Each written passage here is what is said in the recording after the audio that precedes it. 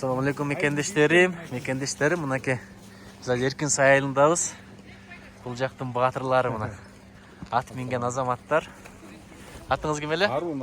Арун, Мына карагыла. Карагыла мына, жигиттерди карагыла.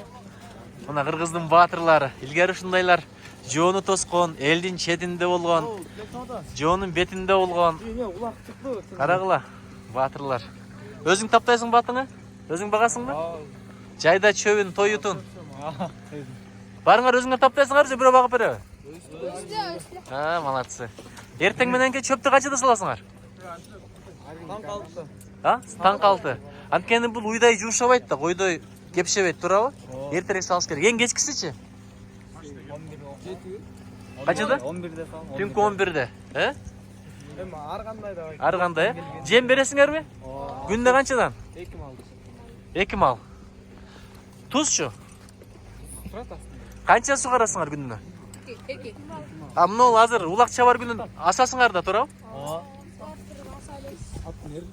Сен ушу тайың менен да чабасың булакты? Кунаны? Же бышты болуп калды? Айгыр? Бирок, мен чоң атта турганда жакшы байкалып атат го дейм. Араңарда мындай улакты мыкты чапкандар бар же баарын жакшы чабасыңарбы? Ким, сенби?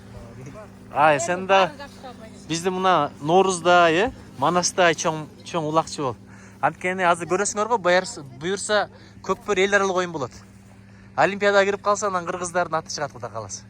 Ошон үчүн Кудай буюрса, Эркин сай айылынын балдарысыңар. Мектепте окусуңарбы? Баарыңар? Азаматтар. Кудай ынтымак берсин, ыйман берсин, Кудай өзү колдоп, жүзүңөр жарык болсун балдарым. Мына кара, жерди чапчып атканын кара. Азаматтар. Ошентип, урматтуу мекендештерим, азыр мен ушул Эркин сай деген айылда келип, ушул батырларды көрүп аябай кубандым. Баары бир ат адамдын канаты деп коет. Кыргыздын жигиттеринин баардыгы эле телефонго кирип кеткен жок, бекер отуруп алган жок. Дагы деле ат минип атат. Ат чындап тарбиялайт. Атын баккан азамат аялында багалат деп кыргыз бекер айткан эмес. Атка кам көрүү бул элге кам көрүүгө үйрөтө турган нерсе да. Ошон үчүн мен каалайт элем мектептерде деле ушундай мектептер болсо, жумасына бирден ат мингизе турган өзгөчө шаарларда. Анткени ат менен таанышкан кыргыз тарыхы менен таанышат, тамыры менен таанышат. Кыйын заманда канат булган адамга деп атты бекер айтпайт. Ошон үчүн Кудайым колдосун.